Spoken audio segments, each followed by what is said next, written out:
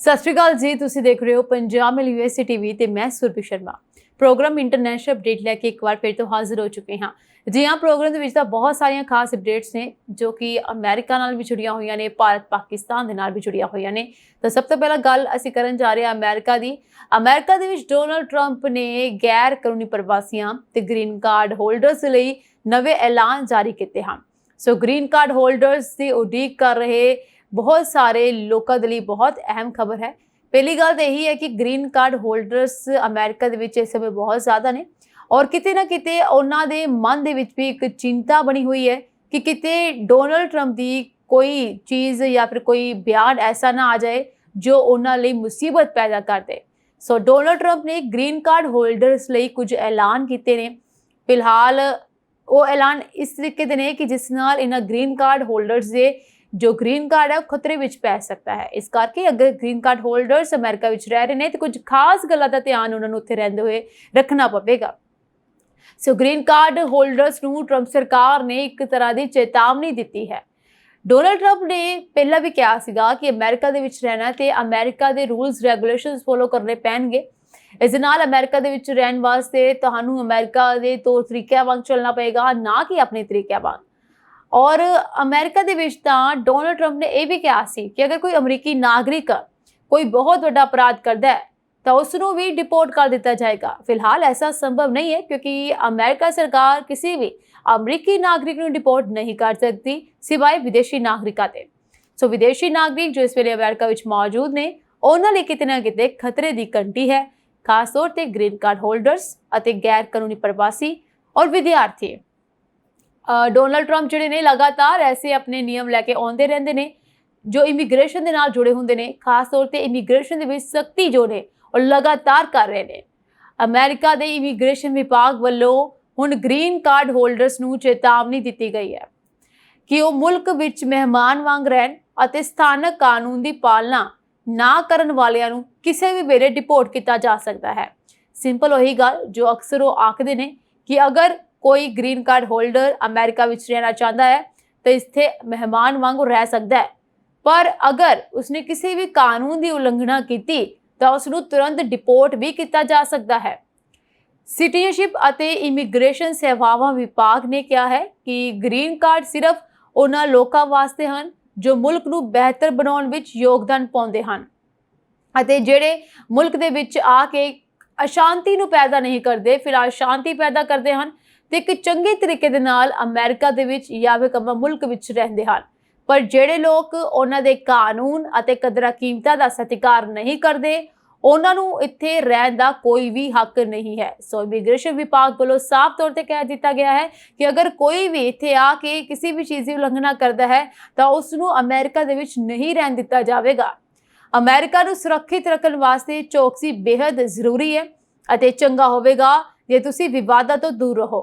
सो इत्थे दसना बनदा है कि ट्रंप सरकार America which catch and revoke नीति लागू कर चुकी है अते इस अधीन ग्रीन कार्ड वालियां नूं भी बख्शिया नहीं जावेगा।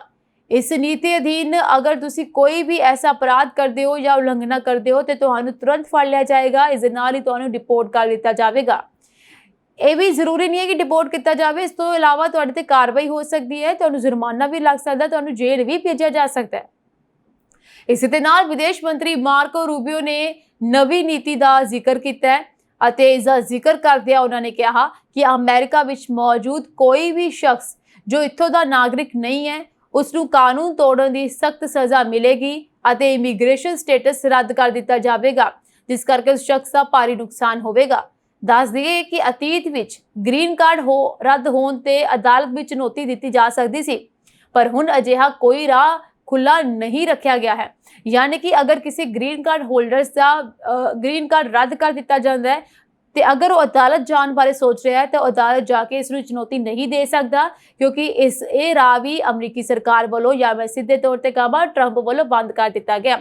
यानी कि अगर प्रवासी अपने लिए कोई राह लभणगे अदालत में तो उन्होंने ये राह नहीं मिलेगा, सीधा वो डिपोर्ट हो सकते हैं या फिर उन्होंने किसी न किसी तरीके की कार्रवाई का सामना करना पै सकता है। इस तो इलावा इमीग्रेशन अध्ययन के एक डायरैक्टर ने अपना बयान दिता है अते उन्होंने इस नवी नीति नूं नुकताचीनी की इस नीति विच अते कहा कि तेज़ रफ्तार गड्डी चलाउण ते मिली टिकट भी तुहाडा ग्रीन कार्ड रद्द करवा सकती है, क्योंकि ट्रंप वालों साफ तौर पर कहा गया है अगर तुसी ट्रैफिक रूल्स भी तोड़ते हो इससे भी तुहानू भारी जुर्माना इसका भुगतना पै सकता है, या फिर तुहाडा जो वीज़ा है वो भी रद्द हो सकता है। इस गल ते तुसी खुद अंदाज़ा लगा सकते हो कि छोटी जी गलती भी तुहाडा कितना बड़ा नुकसान कर सकती है।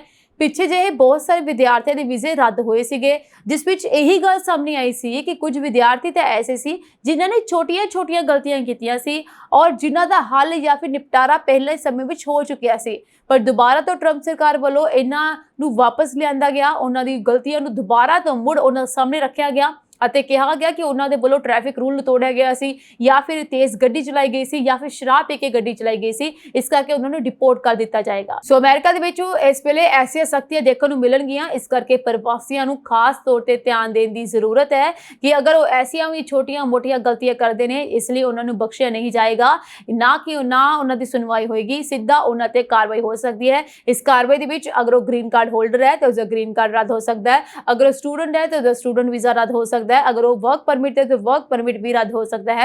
इस अलावा अगर वो कोई गैर कानूनी प्रवासी है वो तो डिपोर्ट होएगा ही, इस अलावा इन्होंने जुर्माना तो होएगा, इन्होंने डिपोर्ट भी किया जा सकता है। इस दे उल्टे जे मैं गल कवां ते लखां दी गिनती विच भारतीय ग्रीन कार्ड की कतार विच लगे हुए हैं इस वेले।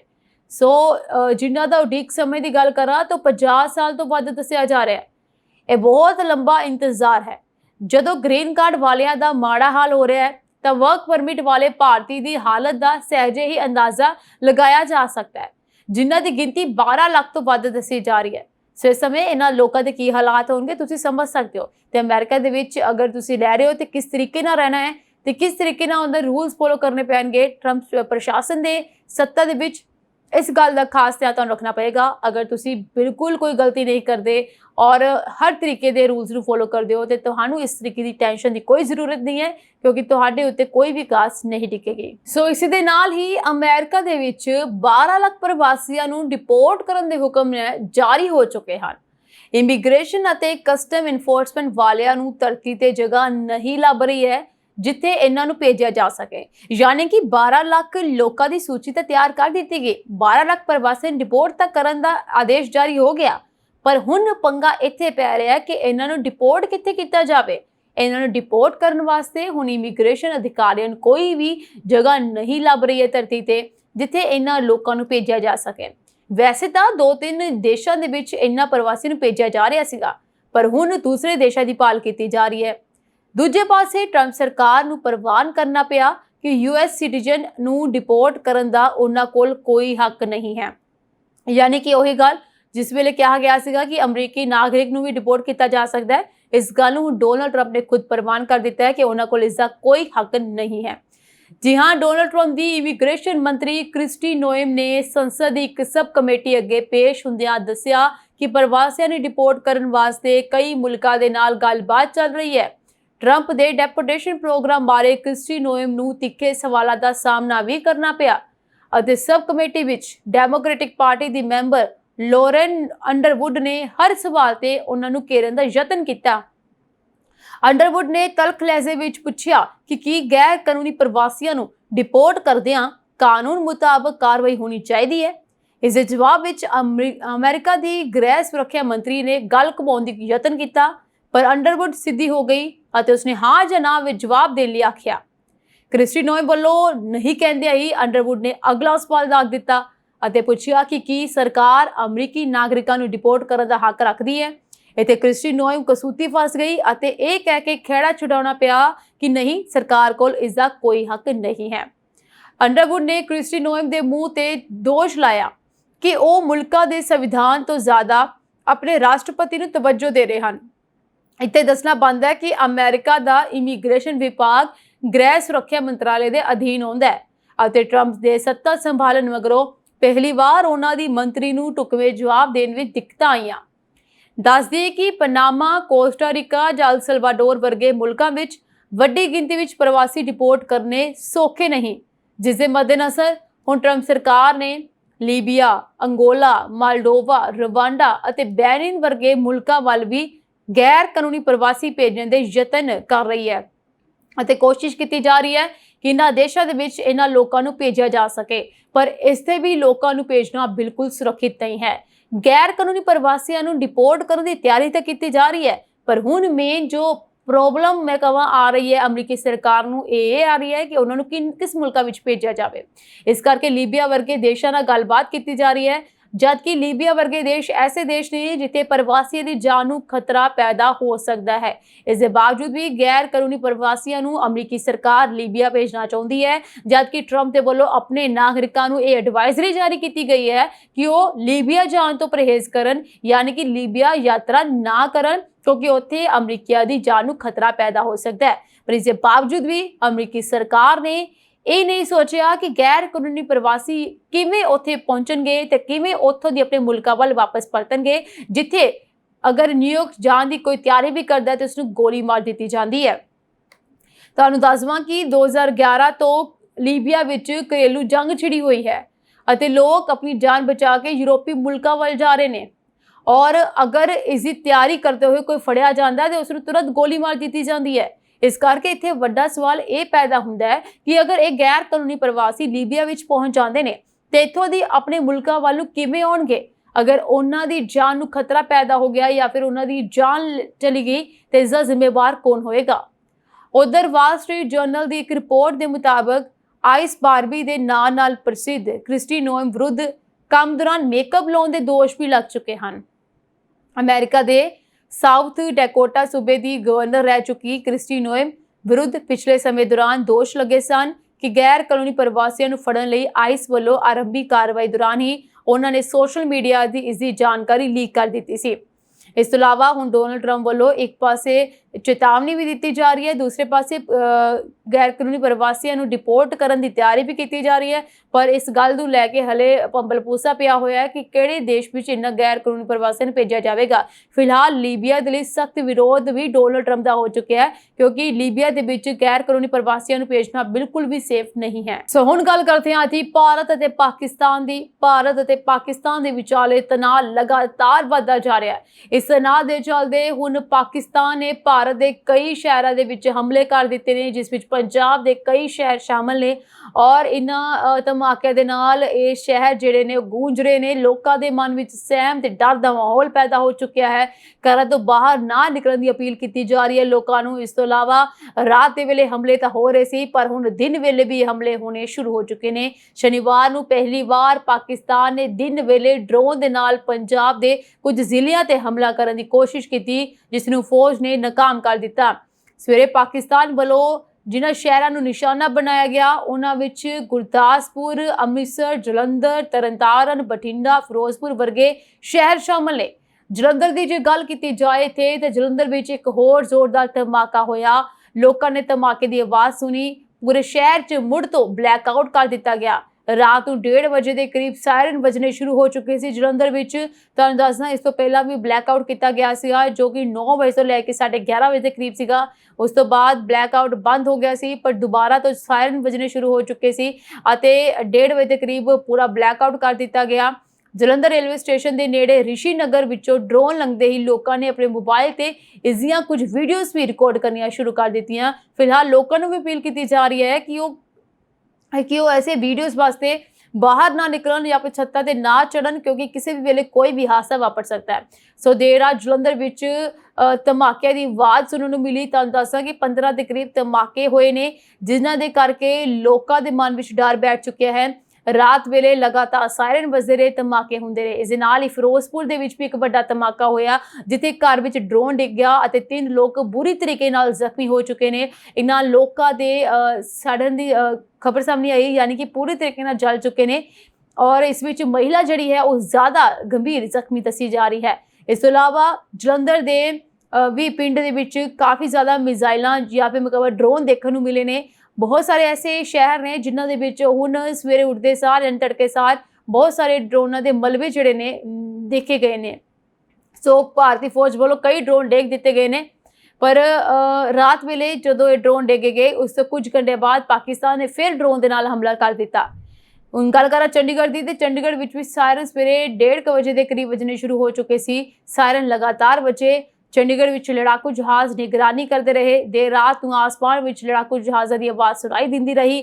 ਪੰਜਾਬ ਦੇ ਫਿਰੋਜ਼ਪੁਰ ਜ਼ਿਲ੍ਹੇ ਵਿੱਚ ਭਾਰਤ ਪਾਕਿਸਤਾਨ ਅੰਤਰਰਾਸ਼ਟਰੀ ਸਰਹੱਦ ਤੇ BSF ਜਵਾਨ ਨੇ ਇੱਕ ਘੁਸਪੈਠੇ ਨੂੰ ਵੀ ਮਾਰ ਗਿਰਾਇਆ ਹੈ। ਜੀ ਹਾਂ, ਤਾਂ ਅੰਦਾਜ਼ਾ ਇਸ ਵੇਲੇ ਜਿਵੇਂ ਮਾਹੌਲ ਬਹੁਤ ਜ਼ਿਆਦਾ ਖਰਾਬ ਹੋਇਆ ਪਿਆ ਹੈ, ਜਿਸ ਵੇਲੇ ਇੱਕ ਮਿਜ਼ਾਈਲੀ ਹਮਲੇ ਹੋ ਰਹੇ ਨੇ, ਡਰੋਨ ਰਾਹੀਂ ਹਮਲੇ ਕੀਤੇ ਜਾ ਰਹੇ ਨੇ। ਇसी ਦਾ ਫਾਇਦਾ ਚੁੱਕਦੇ ਹੋਏ ਪਾਕਿਸਤਾਨ ਦੇ ਇੱਕ ਨਾਗਰਿਕ ਨੇ, घुसपैठिए ने भारत ਵਿੱਚ ਘੁਸਣ ਦੀ ਕੋਸ਼ਿਸ਼ ਕੀਤੀ ਸੀ, ਜਿਸ ਨੂੰ ਭਾਰਤੀ ਫੌਜ ਨੇ ਯਾਨੀ BSF ਨੇ ਨਾਕਾਮ ਕਰ ਦਿੱਤਾ ਹੈ। ਸੋ BSF ਨੇ ਇੱਕ ਪਾਕਿਸਤਾਨੀ ਘੁਸਪੈਠੀਏ ਨੂੰ ਗੋਲੀ ਮਾਰ ਕੇ ਢੇਰ ਕਰ ਦਿੱਤਾ। ਇਹ ਘਟਨਾ ਬੰਦੋਟ ਸੈਕਟਰ ਦੇ ਲੱਖਾ ਸਿੰਘ ਵਾਲਾ ਚੌਂਕੀ ਨੇੜੇ ਵਾਪਰੀ ਹੈ ਅਤੇ 2:30 ਵਜੇ ਦੇ ਕਰੀਬ ਇਹ ਘਟਨਾ ਹੋਈ, ਜਦੋਂ ਸਰਹੱਦ ਤੇ ਗਸ਼ਤ ਕਰ ਰਹੇ BSF ਜਵਾਨਾਂ ਨੇ ਸਰਹੱਦੀ ਪਿਲਰ ਨੰਬਰ 207 ਕੋਲੋਂ ਇੱਕ ਅਣਜਾਣ ਵਿਅਕਤੀ ਨੂੰ ਭਾਰਤੀ ਹੱਥ ਵਿੱਚ ਦਾਖਲ ਹੋਣ ਦੀ ਕੋਸ਼ਿਸ਼ ਕਰਦਿਆਂ ਦੇਖਿਆ।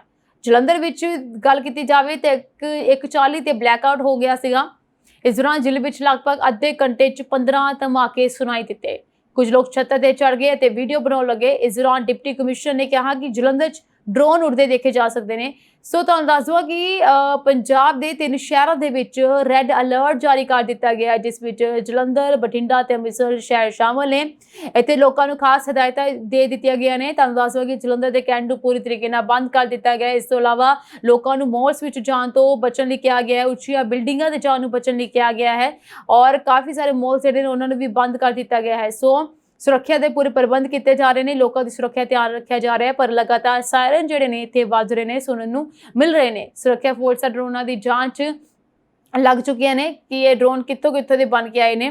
ਹਾਲਾਂਕਿ ਇਹਨਾਂ ਧਮਾਕਿਆਂ 'ਚ ਕਿਸੇ ਤਰ੍ਹਾਂ ਦੇ ਜ਼ਿਆਦਾ ਕੋਈ ਨੁਕਸਾਨ ਦੀ ਸੂਚਨਾ ਨਹੀਂ ਹੈ। ਜ਼ਿਲ੍ਹਾ ਦਿਹਾਤ ਪੁਲਿਸ ਦੇ ਥਾਣਾ ਪਤਾਰਾ ਦੇ ਅਧੀਨ ਪੈਂਦੇ ਆਦਮਪੁਰ ਵਿਧਾਨ ਸਭਾ ਹਲਕੇ ਦੇ ਪਿੰਡ ਕੰਗਣੀਵਾਲ ਵਿਖੇ ਅੱਧੀ ਰਾਤ ਤੋਂ ਬਾਅਦ ਹੋਏ ਧਮਾਕਿਆਂ ਨਾਲ ਸਮੁੱਚੇ ਪਿੰਡ ਦੇ ਲੋਕ ਸਹਿਮ ਗਏ ਨੇ। ਇਹ ਪਿੰਡ ਪੁਰਾਣੀ ਹੁਸ਼ਿਆਰਪੁਰ ਰੋਡ ਤੇ ਸਥਿਤ ਹੈ, ਜੋ ਕਿ ਲੰਮਾ ਪਿੰਡ ਚੌਂਕ ਤੇ ਜੰਡੂ ਸਿੰਘਿਆ ਵੱਲ ਜਾ ਕੇ ਨਿਕਲਦੀ ਹੈ। ਸੋ ਇਸ ਦੀ ਸੂਚਨਾ ਮਿਲਦਿਆਂ ਹੀ DSP ਜੋ ਨੇ ਆਦਮਪੁਰ ਕੁਲਵੰਤ ਸਿੰਘ ਅਤੇ ਥਾਣਾ ਪਤਾਰਾ ਦੇ ਮੁਖੀ ਪੁਲਿਸ ਫੋਰਸ ਦੇ ਨਾਲ ਉੱਥੇ ਪਹੁੰਚੇ। ਹਾਲਾਂਕਿ ਅਜੇ ਇਸ ਧਮਾਕੇ ਦੇ ਦੌਰਾਨ ਕੋਈ ਜਾਨੀ ਨੁਕਸਾਨ ਦੀ ਖਬਰ ਨਹੀਂ ਆਈ ਹੈ, ਪਰ ਇੱਕ ਨੌਜਵਾਨ ਦੇ ਜ਼ਖਮੀ ਹੋਣ ਦੀ ਸੂਚਨਾ ਜ਼ਰੂਰ ਮਿਲੀ ਹੈ, ਜੋ ਕਿ ਰੋਜ਼ ਦੀ ਤਰ੍ਹਾਂ ਘਰ ਦੇ ਬਾਹਰ ਸੁੱਤਾ ਹੋਇਆ ਸੀ ਔਰ ਉਸੇ ਅਚਾਨਕ ਉਸ ਉੱਤੇ ਡਰੋਨ ਜਿਹੜਾ ਡਿੱਗ ਜਾਂਦਾ ਹੈ। ਸੋ ਇਸ ਪਿੰਡ ਵਿੱਚ ਕਾਫੀ ਜ਼ਿਆਦਾ ਮਲਬੇ ਦੇਖਣ ਨੂੰ ਮਿਲੇ ਨੇ। ਇਸ ਤੋਂ ਇਲਾਵਾ ਅੰਮ੍ਰਿਤਸਰ ਦੇ ਵਿੱਚ ਵੀ ਕਾਫੀ ਜ਼ਿਆਦਾ ਡਰੋਨ ਡਿਗਾ ਦਿੱਤੇ ਗਏ ਨੇ, ਮਲਬੇ ਦੇਖਣ ਨੂੰ ਮਿਲੇ ਨੇ। ਪਠਾਨਕੋਟ ਦੇ ਵਿੱਚ ਵੀ ਇਸੇ ਤਰੀਕੇ ਦੇ ਹਾਲਾਤ ਨਜ਼ਰ ਆ ਰਹੇ ਨੇ ਔਰ ਇਨ੍ਹਾਂ ਸ਼ਹਿਰਾਂ ਦੇ ਵਿੱਚ ਲਗਾਤਾਰ ਹਮਲੇ ਕੀਤੇ ਜਾ ਰਹੇ ਨੇ।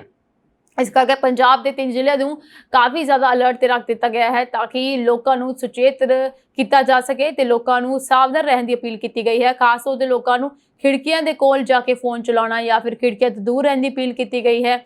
ਆਪਣੇ ਘਰ ਅੰਦਰ ਰਹਿਣ ਲਈ ਅਤੇ ਲਾਈਟਾਂ ਬੰਦ ਕਰਨ ਦੀ ਅਪੀਲ ਕੀਤੀ ਗਈ ਹੈ ਰਾਤ ਦੇ ਸਮੇਂ ਵਿੱਚ। ਸੋ ਭਾਰਤ ਅਤੇ ਪਾਕਿਸਤਾਨ ਵਿਚਕਾਰ ਇਹ ਤਣਾਅ ਜੋ ਹੈ ਲਗਾਤਾਰ ਵੱਧ ਰਿਹਾ ਹੈ। ਇਸੇ ਦੇ ਚੱਲਦੇ 에ਅਰਪੋਰਟ ਪਹਿਲਾਂ ਤੋਂ ਹੀ ਬੰਦ ਸੀ, ਪਰ ਹੁਣ 에ਅਰਪੋਰਟ ਨੂੰ ਜਿਹੜਾ ਸਮਾਂ ਹੈ ਜਾਂ ਟਾਈਮ ਹੈ ਜਾਂ ਡੇਟ ਹੈ, ਇਸ ਨੂੰ ਵਧਾ ਦਿੱਤਾ ਗਿਆ ਹੈ। ਤੁਹਾਨੂੰ ਦੱਸਵਾਂ ਕਿ 에ਅਰਪੋਰਟ ਅਥਾਰਟੀ ਆਫ ਇੰਡੀਆ ਨੇ 9 ਮਈ ਤੋਂ 14 ਮਈ 2025 ਤੱਕ ਉੱਤਰ ਅਤੇ ਪੱਛਮੀ ਭਾਰਤ ਦੇ 32 ਹਵਾਈ ਅੱਡਿਆਂ ਤੇ ਸਾਰੀਆਂ ਨਾਗਰਿਕ ਉਡਾਨਾਂ ਨੂੰ ਅਸਥਾਈ ਤੌਰ ਤੇ ਰੋਕਣ ਦਾ ਐਲਾਨ ਕਰ ਦਿੱਤਾ ਹੈ। ਇਹ ਫੈਸਲਾ 에ਅਰ ਟ੍ਰੈਫਿਕ ਅਲਰਟ ਰਾਹੀਂ ਲਿਆ ਗਿਆ ਹੈ। ਤਾਂ ਅੰਦਾਜ਼ਾ 에ਅਰਲਾਈਨਸ ਨੂੰ ਦਿੱਲੀ ਮੁੰਬਈ ਦੇ ਕੁਝ ਮੌਜੂਦਾ ਉਡਾਨ ਰੂਟਾਂ ਤੋਂ ਬਚਣ ਅਤੇ 14 ਮਈ ਤੱਕ ਉਡਾਨਾਂ ਦੇ ਰੂਟ ਬਦਲਣ ਦੀ ਹਦਾਇਤ ਦਿੱਤੀ ਗਈ ਹੈ। ਦਿੱਲੀ ਮੁੰਬਈ ਰੂਟ ਭਾਰਤ ਵਿੱਚ ਘਰੇਲੂ ਹਵਾਈ ਯਾਤਰਾ ਲਈ ਸਭ ਤੋਂ ਮੁੱਖ ਰਸਤਾ ਮੰਨਿਆ ਜਾਂਦਾ ਹੈ। ਸੋ ਹੁਣ ਇਹਨਾਂ ਨੂੰ ਬੰਦ ਕਰਨ ਦੀ ਅਪੀਲ ਕੀਤੀ ਗਈ ਹੈ। ਬੰਦ ਕੀਤੇ ਗਏ ਹਵਾਈ ਅੱਡਿਆਂ ਦੇ ਵਿੱਚ ਕੁਝ ਇਹ ਹਵਾਈ ਅੱਡੇ ਸ਼ਾਮਲ ਨੇ, ਜਿਸ ਵਿੱਚ ਅੰਮ੍ਰਿਤਸਰ, श्रीनगर, जम्मू, लेह, चंडीगढ़, जोधपुर, जैसलमेर, भुज, बीकानेर, बठिंडा, पोरबंदर, पुंतर यानी कुल्लू मनाली, कांगड़ा, गग्गर, पठानकोट, उत्तरलाई, हिडन, अंबाला, आदमपुर, अवंतीपुर, हलवारा, सरसावा, थोइस, लुधियाना, पटियाला, नालिया, मंडरा, राजकोट, कंडला, जामनगर, किशनगढ़, केशोद ਜਿਹੜੇ ਨੇ ਹਵਾਈ ਅੱਡੇ ਸ਼ਾਮਲ ਨੇ, ਜਿਨ੍ਹਾਂ ਨੂੰ ਪੂਰੀ ਤਰੀਕੇ ਨਾਲ ਬੰਦ ਕਰ ਦਿੱਤਾ ਗਿਆ। ਫਿਲਹਾਲ ਇਹਨਾਂ ਦੀ ਜੋ ਤਾਰੀਖ ਸੀ 10 ਮਈ ਸੀ, ਯਾਨੀ 10 ਮਈ ਤੱਕ ਇਹਨਾਂ ਨੂੰ ਬੰਦ ਕੀਤਾ ਗਿਆ ਸੀ, ਪਰ ਹੁਣ ਇਸ ਦੀ ਤਾਰੀਖ ਨੂੰ ਵਧਾ ਕੇ 14 ਮਈ ਤੱਕ ਕਰ ਦਿੱਤਾ ਗਿਆ ਹੈ। 7 ਮਈ ਨੂੰ ਭਾਰਤ ਵੱਲੋਂ ਪਾਕਿਸਤਾਨ ਅਤੇ ਪੋਕ ਦੇ ਵਿੱਚ ਅੱਤਵਾਦੀ ਠਿਕਾਣਿਆਂ ਤੇ ਹਮਲਾ ਕੀਤਾ ਗਿਆ ਸੀ, 에ਅਰ ਸਟ੍ਰਾਈਕ ਕੀਤੀ ਗਈ ਸੀ। 에ਅਰ ਸਟ੍ਰਾਈਕ ਕਾਰਵਾਈ ਤੋਂ ਬਾਅਦ ਪਾਕਿਸਤਾਨ ਨੇ ਡਰੋਨ ਅਤੇ ਮਿਸਾਈਲਾਂ ਹਮਲਿਆਂ ਰਾਹੀਂ ਜਵਾਬੀ ਕਾਰਵਾਈ ਕੀਤੀ ਹੈ, ਜਿਸ ਤੋਂ ਬਾਅਦ ਇਹ ਹਾਲਾਤ ਜਿਹੜੇ ਨੇ ਲਗਾਤਾਰ ਖਰਾਬ ਹੁੰਦੇ ਹੋਏ ਨਜ਼ਰ ਆ ਰਹੇ ਨੇ। ਭਾਰਤੀ ਹਵਾਈ ਰੱਖਿਆ ਪ੍ਰਣਾਲੀ ਨੇ ਇਹਨਾਂ ਹਮਲਿਆਂ ਨੂੰ ਸਫਲਤਾਪੂਰਵਕ ਨਾਕਾਮ ਤਾਂ ਬਣਾਇਆ, ਪਰ ਫਿਰ ਵੀ ਸੁਰੱਖਿਆ ਏਜੰਸੀਆਂ ਨੇ ਹਵਾਈ ਆਵਾਜਾਈ ਨੂੰ ਲੈ ਕੇ ਚੌਕਸੀ ਵਧਾ ਦਿੱਤੀ ਹੈ। ਇਸ ਦੇ ਬਾਵਜੂਦ ਵੀ ਕਾਫੀ ਜ਼ਿਆਦਾ ਡਰੋਨ ਜਿਹੜੇ ਡਿੱਗਦੇ ਹੋਏ ਨਜ਼ਰ ਆ ਰਹੇ ਨੇ। ਪ੍ਰਭਾਵਿਤ ਉਡਾਨਾਂ ਅਤੇ ਏਅਰਲਾਈਨਾਂ ਦੀ ਸਥਿਤੀ ਏਅਰ ਇੰਡੀਆ ਨੇ ਇਸ ਸਥਿਤੀ ਨੂੰ ਦੇਖਦੇ ਹੋਏ 에ਅਰ ਇੰਡੀਆ ਨੇ ਜਿਹੜੇ ਭਾਰਤ ਦੇ ਕੁਝ ਮੁੱਖ ਰਾਜ ਨੇ ਉਹਨਾਂ ਦੇ 에ਅਰਪੋਰਟ ਨੂੰ ਬੰਦ ਕਰ ਦਿੱਤਾ ਹੈ। ਸੋ ਯਾਤਰੀਆਂ ਨੂੰ ਪੂਰਾ ਰਿਫੰਡ ਜਾਂ ਇੱਕ ਵਾਰੀ ਮੁਫਤ ਰੀਸ਼ਡਿਊਲ ਕਰਨ ਦੀ ਸਹੂਲਤ ਦਿੱਤੀ ਜਾਵੇਗੀ। ਇੰਡੀਗੋ ਨੇ ਵੀ ਕਈ ਉਡਾਣਾਂ ਰੱਦ ਕੀਤੀਆਂ ਹਨ ਅਤੇ ਯਾਤਰੀਆਂ ਨੂੰ ਆਪਣੀ ਆਨਲਾਈਨ ਪੋਰਟਲ ਰਾਹੀਂ ਉਡਾਨ ਦੀ ਸਥਿਤੀ ਜਾਂਚਣ, ਮੁੜ ਬੁੱਕ ਕਰਨ ਜਾਂ ਰਿਫੰਡ ਲੈਣ ਦੀ ਵਿਵਸਥਾ ਦਿੱਤੀ ਹੈ। ਇਸ ਤੋਂ ਇਲਾਵਾ ਯਾਤਰੀਆਂ ਨੂੰ ਅਪੀਲ ਕੀਤੀ ਗਈ ਹੈ ਕਿ ਉਹ ਘੱਟੋ-ਘੱਟ 3 ਘੰਟੇ ਪਹਿਲਾਂ ਹਵਾਈ ਅੱਡੇ ਤੇ ਪਹੁੰਚਣ, ਉਹ ਵੀ ਉਦੋਂ ਜਦੋਂ ਸਾਰੇ ਹਾਲਾਤ ਠੀਕ ਹੋ ਜਾਣ। ਤੁਹਾਨੂੰ ਦੱਸਵਾਂ, ਇਸ ਸਮੇਂ ਜੋ ਯਾਤਰੀਆਂ ਨੂੰ ਮੇਨ ਸਲਾਹ ਦਿੱਤੀ ਗਈ ਹੈ ਉਹ ਇਹ ਸਲਾਹ ਦਿੱਤੀ ਗਈ ਹੈ ਕਿ ਆਪਣੀ ਉਡਾਨ ਦੀ ਸਥਿਤੀ ਜਾਣਨ ਲਈ 에ਅਰਲਾਈਨ ਦੀ ਵੈਬਸਾਈਟ ਤੇ ਜਾਓ, ਬੇਲੋੜੀ ਯਾਤਰਾ ਤੋਂ ਗੁਰੇਜ਼ ਕਰੋ ਅਤੇ ਟਿਕਟ ਰੱਦ ਜਾਂ ਮੁੜ ਬੁਕਿੰਗ ਲਈ ਦਿੱਤੇ ਵਿਕਲਪਾਂ ਦਾ ਲਾਭ ਲਵੋ। ਭਾਰਤ ਸਰਕਾਰ ਅਤੇ 에ਅਰਲਾਈਨਾਂ ਹਾਲਾਤਾਂ ਤੇ ਨਿਗਰਾਨੀ ਰੱਖ ਰਹੀਆਂ ਹਨ ਅਤੇ ਜਿਵੇਂ ਹੀ ਸੁਰੱਖਿਆ ਸਥਿਤੀ ਵਿੱਚ ਸੁਧਾਰ ਆਵੇਗਾ, ਉਡਾਨਾਂ ਮੁੜ ਚਾਲੂ ਕਰ ਦਿੱਤੀਆਂ ਜਾਣਗੀਆਂ। ਇਸ ਕਰਕੇ ਯਾਤਰੀਆਂ ਨੂੰ ਘਬਰਾਉਣ ਦੀ ਕੋਈ ਜ਼ਰੂਰਤ ਨਹੀਂ ਹੈ। ਫਿਲਹਾਲ ਯਾਤਰੀਆਂ ਨੂੰ ਆਪਣੀ ਬੇਲੋੜੀਆਂ ਯਾਤਰਾ ਨੂੰ ਰੱਦ ਕਰ ਦੇਣਾ ਚਾਹੀਦਾ ਹੈ। ਤੁਹਾਨੂੰ ਦੱਸਦਾ ਕਿ ਦੋਨਾਂ ਦੇਸ਼ਾਂ ਦੇ ਵਿੱਚ ਇਹ ਤਣਾਅ ਲਗਾਤਾਰ ਵੱਧ ਰਿਹਾ ਹੈ। ਇਸ ਤਣਾਅ ਦੇ ਚੱਲਦੇ ਹੁਣ ਲੋਕਾਂ ਦੇ ਮਨ ਵਿੱਚ ਵੀ ਡਰ ਤੇ ਸਹਿਮ ਦਾ ਮਾਹੌਲ ਬਣ ਚੁੱਕਿਆ ਹੈ। ਕਿਤੇ ਭਾਰਤ ਅਤੇ ਪਾਕਿਸਤਾਨ ਦੇ ਵਿੱਚ ਜੰਗ ਸ਼ੁਰੂ ਨਾ ਹੋ ਜਾਏ, ਯਾਨੀ ਕਿ ਤੀਸਰਾ ਵਿਸ਼ਵ ਯੁੱਧ ਸ਼ੁਰੂ ਨਾ ਹੋ ਜਾਏ। ਅਗਰ ਐਸਾ ਹੋ ਜਾਂਦਾ ਹੈ ਤੇ ਦੋਨਾਂ ਦੇਸ਼ਾਂ ਨੂੰ ਭਾਰੀ ਨੁਕਸਾਨ ਹੋ ਸਕਦਾ ਹੈ। ਭਾਰਤ ਤੇ ਪਾਕਿਸਤਾਨ ਵਿਚਾਲੇ ਜਾਰੀ ਟਕਰਾਅ ਵੱਡੀ ਜੰਗ ਦਾ ਰੂਪ ਲੈ ਸਕਦੀ ਹੈ, ਐਸਾ ਅਨੁਮਾਨ ਲਗਾਇਆ ਜਾ ਰਿਹਾ ਹੈ। ਪਾਕਿਸਤਾਨ ਦੇ ਵੱਲੋਂ ਵੀ ਬਿਆਨ ਸਾਹਮਣੇ ਆਇਆ ਹੈ। ਪਾਕਿਸਤਾਨ ਦੇ ਪ੍ਰਧਾਨ ਮੰਤਰੀ ਨੇ ਕਿਹਾ ਕਿ ਹੁਣ ਕੁਝ ਵੀ ਨਹੀਂ ਕੀਤਾ ਜਾ ਸਕਦਾ। ਉਹਨਾਂ ਨੇ ਕਿਹਾ ਕਿ ਅਸੀਂ ਪੂਰੀ ਕੋਸ਼ਿਸ਼ ਕੀਤੀ ਸੀ ਪਰ ਐਸਾ ਨਹੀਂ ਹੋ ਸਕਿਆ। ਹੁਣ ਉਹ ਉਹਨਾਂ ਕੋਲ ਆਖਰੀ ਵਿਕਲਪ ਹੈ ਅਤੇ ਉਹ ਆਖਰੀ ਵਿਕਲਪ ਹੈ ਜੰਗ ਦਾ। ਯਾਨੀ ਕਿ ਉਹਨਾਂ ਨੇ ਕਿਹਾ ਕਿ ਅਗਰ ਹੁਣ ਜੋ ਵੀ ਹੋਏਗਾ ਤੇ ਉਹ ਜੰਗ ਹੋਏਗੀ। ਸੋ ਇਹਨਾਂ ਵਿੱਚ ਵੱਧਦੇ ਤਣਾਅ ਕਰਕੇ ਹੁਣ ਇੱਕ ਜੰਗ ਜਿਹੜੀ ਛਿੜ ਸਕਦੀ ਹੈ। ਇਸੇ ਦੀ ਚਿੰਤਾ ਨੂੰ ਲੈ ਕੇ ਅੰਤਰਰਾਸ਼ਟਰੀ ਭਾਈਚਾਰੇ ਨੇ ਅਜਿਹੀ ਸਥਿਤੀ ਬਣਦੀ ਦੇਖ ਕੇ ਡੂੰਘੀ ਚਿੰਤਾ ਵਿੱਚ ਹੈ ਅਤੇ ਚਿੰਤਾ ਜ਼ਾਹਰ ਕੀਤੀ ਹੈ। ਤੁਹਾਨੂੰ ਦੱਸਵਾਂ ਕਿ G7 ਦੇਸ਼ਾਂ ਨੇ ਸ਼ਨੀਵਾਰ ਨੂੰ ਭਾਰਤ ਅਤੇ ਪਾਕਿਸਤਾਨ ਨੂੰ ਸੰਜਮ ਵਰਤਣ ਅਤੇ ਗੱਲਬਾਤ ਰਾਹੀਂ ਫੌਜੀ ਟਕਰਾਅ ਨੂੰ ਤੁਰੰਤ ਘਟਾਉਣ ਦੀ ਅਪੀਲ ਕੀਤੀ ਹੈ। ਸਮੂਹ ਦਾ ਇਹ ਸੱਦਾ ਅਜਿਹੇ ਸਮੇਂ ਆਇਆ ਹੈ ਜਦੋਂ ਪਰਮਾਣੂ ਹਥਿਆਰਾਂ ਨਾਲ ਲੈਸ ਭਾਰਤ ਅਤੇ ਪਾਕਿਸਤਾਨ ਵਿਚਕਾਰ ਫੌਜੀ ਟਕਰਾਅ ਵੱਧ ਰਿਹਾ ਹੈ। G7 ਦੇਸ਼ਾਂ ਨੇ ਕਿਹਾ ਕਿ ਉਹ ਸਥਿਤੀ ਤੇ ਨੇੜੇ ਨਜ਼ਰ ਰੱਖ ਰਹੇ ਹਨ ਅਤੇ ਤੇਜ਼ ਅਤੇ ਸਥਾਈ ਕੂਟਨੀਤਿਕ ਹੱਲ ਲਈ ਆਪਣਾ ਸਮਰਥਨ ਪ੍ਰਗਟ ਕਰਦੇ ਹਨ। G7 ਦੇਸ਼ਾਂ ਦੇ ਵਿਦੇਸ਼ ਮੰਤਰੀਆਂ ਨੇ ਇੱਕ ਬਿਆਨ ਵਿੱਚ ਕਿਹਾ ਕਿ ਫੌਜੀ ਤਣਾਅ ਹੋਰ ਵਧਣ ਨਾਲ ਖੇਤਰੀ ਸਥਿਰਤਾ ਨੂੰ ਗੰਭੀਰ ਖਤਰਾ ਹੋਵੇਗਾ। ਸਮੂਹ ਨੇ ਇੱਕ ਬਿਆਨ ਵਿੱਚ ਕਿਹਾ ਕਿ G7 ਮੈਂਬਰ ਦੇਸ਼ਾਂ Canada, France, Germany, Italy, Japan, UK ਅਤੇ ਅਮਰੀਕਾ ਦੇ ਵਿਦੇਸ਼ ਮੰਤਰੀ ਅਤੇ ਯੂਰੋਪੀਅਨ ਯੂਨੀਅਨ ਦੇ ਉੱਚ ਪ੍ਰਤੀਨਿਧੀ 22 ਅਪ੍ਰੈਲ ਨੂੰ ਪਹਿਲਗਾਮ ਵਿੱਚ ਹੋਏ ਅੱਤਵਾਦੀ ਹਮਲੇ ਦੀ ਸਖਤ ਨਿੰਦਾ ਕਰਦੇ ਹਨ ਅਤੇ ਭਾਰਤ ਅਤੇ ਪਾਕਿਸਤਾਨ ਦੋਵਾਂ ਨੂੰ ਵੱਧ ਤੋਂ ਵੱਧ ਸੰਜਮ ਵਰਤਣ ਦੀ ਅਪੀਲ ਕੀਤੀ ਜਾ ਰਹੀ ਹੈ ਤਾਂ ਕਿ ਦੋਨਾਂ ਦੇਸ਼ਾਂ ਵਿਚਾਲੇ ਕੋਈ ਵੀ ਜੰਗ ਸ਼ੁਰੂ ਨਾ ਹੋ ਸਕੇ। ਇਸ ਵਿੱਚ ਕਿਹਾ ਗਿਆ ਹੈ ਕਿ ਫੌਜੀ ਤਣਾਅ ਵਿੱਚ ਹੋਰ ਵਾਧਾ ਖੇਤਰੀ ਸਥਿਰਤਾ ਲਈ ਗੰਭੀਰਤਾ ਖਤਰਾ ਪੈਦਾ ਕਰੇਗਾ। ਉਹਨਾਂ ਨੇ ਕਿਹਾ ਅਸੀਂ ਦੋਵਾਂ ਦੇਸ਼ਾਂ ਦੇ ਨਾਗਰਿਕਾਂ ਦੀ ਸੁਰੱਖਿਆ ਲਈ ਬਹੁਤ ਚਿੰਤਿਤ ਹਾਂ। G7 ਦੇਸ਼ਾਂ ਨੇ ਕਿਹਾ ਅਸੀਂ ਤਣਾਅ ਨੂੰ ਤੁਰੰਤ ਘਟਾਉਣ ਦੀ ਮੰਗ ਕਰਦੇ ਹਾਂ ਅਤੇ ਭਾਰਤ ਅਤੇ ਪਾਕਿਸਤਾਨ ਨੂੰ ਸ਼ਾਂਤੀਪੂਰਨ ਹੱਲ ਲਈ ਸਿੱਧੀ ਗੱਲਬਾਤ ਵਿੱਚ ਸ਼ਾਮਲ ਹੋਣ ਦੀ ਅਪੀਲ ਕਰਦੇ ਹਾਂ। ਇਸ ਤੋਂ ਇਲਾਵਾ ਤੁਹਾਨੂੰ ਦੱਸਾਂ ਕਿ ਅਮਰੀਕਾ ਦੇ ਵਿਦੇਸ਼ ਮੰਤਰੀ ਮਾਰਕੋ ਰੂਬੀਓ ਨੇ ਵੀ ਵਿਚੋਲਗੀ ਵਾਲਾ ਕੰਮ ਕੀਤਾ ਹੈ। ਉਹਨਾਂ ਨੇ ਪਾਕਿਸਤਾਨ ਦੇ ਮੁਖੀ ਦੇ ਨਾਲ ਗੱਲਬਾਤ ਕੀਤੀ ਹੈ। ਇਸ ਤੋਂ ਬਾਅਦ ਉਹਨਾਂ ਨੇ ਕਿਹਾ ਹੈ ਕਿ ਦੋਨਾਂ ਦੇਸ਼ਾਂ ਨੂੰ ਮਿਲ ਕੇ ਗੱਲਬਾਤ ਕਰਨੀ ਚਾਹੀਦੀ ਹੈ ਅਤੇ ਇਸ ਦਾ ਹੱਲ ਕਰਨਾ ਚਾਹੀਦਾ ਹੈ। ਉਹਨਾਂ ਨੇ ਪਹਿਲਾ ਕਦਮ ਚੁੱਕਿਆ ਹੈ ਵਿਚੋਲਗੀ ਦਾ, ਜਿਸ ਵਿੱਚ ਉਹਨਾਂ ਨੇ ਕਿਹਾ ਕਿ ਉਹ ਦੂਸਰੇ ਦੇਸ਼ ਨਾਲ ਵੀ ਗੱਲਬਾਤ ਕਰਨਗੇ ਅਤੇ ਉਹਨਾਂ ਵੱਲੋਂ ਇਹ ਅਪੀਲ ਕੀਤੀ ਗਈ ਹੈ ਕਿ ਦੋਨਾਂ ਦੇਸ਼ਾਂ ਨੂੰ ਯੁੱਧ ਨੂੰ ਨਹੀਂ ਛੇੜਨਾ ਚਾਹੀਦਾ ਅਤੇ ਇਸ ਉਤੇ ਕੋਈ ਨਾ ਕੋਈ ਹੱਲ ਜੋ ਹੈ ਕੱਢਣਾ ਚਾਹੀਦਾ ਹੈ। ਇਸ ਕਰਕੇ ਇਨ ਦੋਨਾਂ ਦੇਸ਼ਾਂ ਦੀ ਆਪਸੀ ਵਿੱਚ ਗੱਲਬਾਤ ਹੋਣੀ ਬਹੁਤ ਜ਼ਿਆਦਾ ਜ਼ਰੂਰੀ ਹੈ। ਪਾਕਿਸਤਾਨ ਇੱਕ ਐਸਾ ਦੇਸ਼ ਹੈ ਜੋ ਕਿ ਇਸ ਸਮੇਂ ਆਪਣੇ ਆਪ ਨੂੰ ਇੱਕ ਹਮਦਰਦੀ ਵਾਲਾ ਦੇਸ਼ ਦੱਸ ਰਿਹਾ ਹੈ, ਯਾਨੀ ਕਿ ਪੂਰਾ ਦਾ ਪੂਰਾ ਆਪਣਾ ਵਿਕਟਮ ਕਾਰਡ ਵੀ ਖੇਡ ਰਿਹਾ ਹੈ ਕਿ ਉਹ ਬਹੁਤ ਜ਼ਿਆਦਾ ਐਸਾ ਦੇਸ਼ ਹੈ ਜਿਸ ਉਤੇ ਪੂਰੇ ਦੇਸ਼ ਅਟੈਕ ਕਰ ਰਹੇ ਨੇ। ਤੁਹਾਨੂੰ ਦੱਸਾਂ ਕਿ ਬਲੋਚਿਸਤਾਨ ਨੇ ਵੀ ਪਾਕਿਸਤਾਨ ਦੇ ਉੱਤੇ ਅਟੈਕ ਕਰ ਦਿੱਤਾ ਹੈ, ਪਾਕਿਸਤਾਨੀ ਫੌਜੀਆਂ ਨੂੰ ਮਾਰ ਦਿੱਤਾ ਹੈ। ਇਸ ਤੋਂ ਇਲਾਵਾ ਪਾਕਿਸਤਾਨੀ ਦੇ ਕਈ ਠਿਕਾਣੇ ਤੇ ਹਮਲਾ ਕੀਤਾ ਜਾ ਰਿਹਾ ਹੈ। ਪਾਕਿਸਤਾਨ ਇਸ ਵੇਲੇ 3 ਦੇਸ਼ਾਂ ਦੇ ਘੇਰੇ ਵਿੱਚ ਹੈ, ਜਿਸ ਵਿੱਚ ਅਫਗਾਨਿਸਤਾਨ, ਬਲੋਚਿਸਤਾਨ ਤੇ ਭਾਰਤ ਵਰਗਾ ਦੇਸ਼ ਸ਼ਾਮਲ ਹੈ। ਇਸ ਕਰਕੇ ਪਾਕਿਸਤਾਨ ਨੇ ਹੁਣ ਭੀਖ ਮੰਗਣੀ ਸ਼ੁਰੂ ਕਰ ਦਿੱਤੀ ਸੀ, ਜਿਸ ਵਿੱਚ ਉਹਨਾਂ ਨੇ ਕਿਹਾ ਸੀ ਉਹਨਾਂ ਨੂੰ ਮਦਦ ਦੀ ਜ਼ਰੂਰਤ ਹੈ ਔਰ ਇਸੇ ਦੇ ਚੱਲਦੇ ਉਸ ਨੂੰ ਮਦਦ ਮਿਲ ਵੀ ਗਈ ਹੈ, ਜਿਸ ਦਾ ਭਾਰਤ ਨੇ ਸਖਤ ਵਿਰੋਧ ਕੀਤਾ ਹੈ। ਭਾਰਤ ਨੇ ਪਾਕਿਸਤਾਨ ਨੂੰ $2.3 ਅਰਬ ਦਾ ਨਵਾਂ ਕਰਜ਼ਾ ਦੇਣ ਦੇ ਕੌਮਾਂਤਰੀ ਮੁਦਰਾ ਫੰਡ ਦੇ ਪ੍ਰਸਤਾਵ ਦਾ ਵਿਰੋਧ ਕੀਤਾ ਹੈ ਅਤੇ ਭਾਰਤ ਨੇ ਕਿਹਾ ਹੈ ਇਸ ਫੰਡ ਦੀ ਦੁਰਵਰਤੋਂ ਸਰਹੱਦ ਪਾਰ ਅੱਤਵਾਦ ਦੇ ਵਿੱਤ ਪੋਸ਼ਣ ਲਈ ਕੀਤੀ ਜਾ ਸਕਦੀ ਹੈ ਅਤੇ ਇਸ ਗੱਲ ਤੇ ਕੋਈ ਵੀ ਸ਼ੰਕਾ ਨਹੀਂ ਹੈ ਕਿ ਐਸਾ ਨਹੀਂ ਹੋ ਸਕਦਾ, ਕਿਉਂਕਿ ਅੱਤਵਾਦ ਜੋ ਹੈ ਪਾਕਿਸਤਾਨ ਦੇ ਵਿੱਚ ਬਹੁਤ ਸਾਰਾ ਹੈ। ਨਵੀਂ ਦਿੱਲੀ ਨੇ ਕੌਮਾਂਤਰੀ ਮੁਦਰਾ ਫੰਡ ਦੀ ਮਹੱਤਵਪੂਰਨ ਬੈਠਕ ਤੇ ਵੋਟਿੰਗ 'ਚ ਹਿੱਸਾ ਨਹੀਂ ਲਿਆ। ਤੁਹਾਨੂੰ ਦੱਸਵਾਂ ਕਿ इस फंड राही पाकिस्तान ने अपील की सीगी। पाकिस्तान ने करजे की मंग की सी, जो करजा उसनूं मिल भी गया है। वित्त मंत्रालय ने एक बयान च कहा कि एक सरगर्म ਅਤੇ ਜ਼ਿੰਮੇਵਾਰ ਮੈਂਬਰ ਦੇਸ਼ ਹੋਣ ਦੇ ਨਾਤੇ ਭਾਰਤ ਤੇ ਪਾਕਿਸਤਾਨ ਦੇ ਖਰਾਬ ਰਿਕਾਰਡ ਨੂੰ ਵੇਖਦੇ ਹੋਏ ਉਸ ਦੇ ਮਾਮਲੇ 'ਚ IMF ਪ੍ਰੋਗਰਾਮਾਂ ਦੀ ਪ੍ਰਭਾਵਸ਼ੀਲਤਾ ਤੇ ਚਿੰਤਾ ਜ਼ਾਹਰ ਕੀਤੀ। ਪਾਕਿਸਤਾਨ ਨੂੰ ਇੱਕ ਕਰਜ਼ 2 ਕਿਸ਼ਤਾਂ ਵਿੱਚ ਦਿੱਤਾ ਜਾਵੇਗਾ।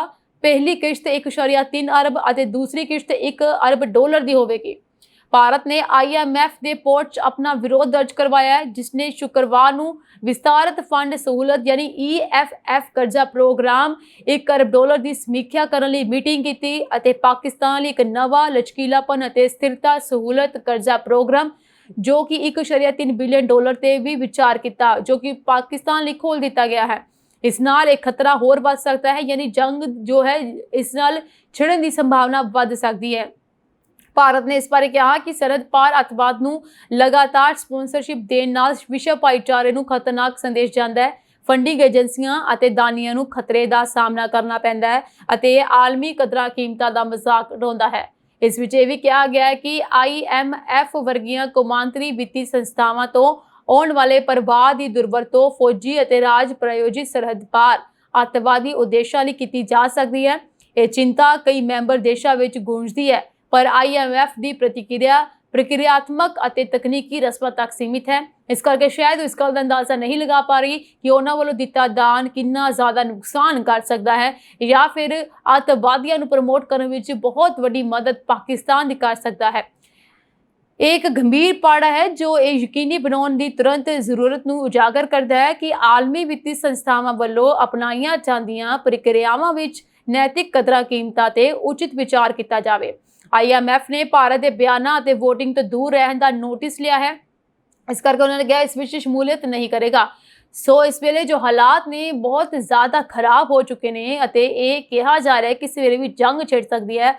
भारत और पाक विच अगर जंग छिड़ जाती है तो बहुत भारी नुकसान दोनों देशों का होगा। सो साडे चैनल के माध्यम राही भी आपां पंजाब के लोगों को अपील करते हैं कि अपना पूरा ध्यान रखन। अगर सरकार वालों कोई हदायत जारी की गई ने तो उन्होंने पालना किया जाए। बेलोड़ी यात्रा तो बचा जाए और घर तो बाहर बेफिजूल ना निकलिया जाए या फिर खिड़की के कोल खड़े होकर फोन या मोबाइल फोन ना चलाया जाए। लाइटां नूं रात वेले बंद किया जाए और सारे नियमों का पालन किया जाए जो कि सरकार वालों लागू कीतियां गईयां ने, क्योंकि सब लोगों की सेफ्टी लई है। इस करके लोगों को आम फौज या फिर सरकार का पूरा समर्थन करना चाहिए है ताकि इस जंग को रोकया जा सके और इस जंग के विच उन्हां आर्मी का यानी वो फौज जो साडे लई दिन रात जाग रही है तो सानू बचाने की कोशिश कर रही है उसनू समर्थन दिता जा सके, उसका साथ दिता जा सके। तो इस वेले भारतीयों को पूरा साथ जिहड़ा है उन्हां आर्मियां का देना चाहिए है जो इस वेले साडी सुरक्षा लई बॉर्डर ते खड़े होकर लगातार पाकिस्तान दे नाल टकरा कर रहे हैं ते उन्हां नाल हमला कर रहे हैं। सवेरे सियासी प्रोग्राम इंटरनेशनल अपडेट में कुछ खास अपडेट्स और अपडेट्स जुड़े रहने के लिए तुसीं बने रहो जी पंजाब यूनिवर्सिटी के नाल। तुहाडा सब का बहुत बहुत धन्यवाद।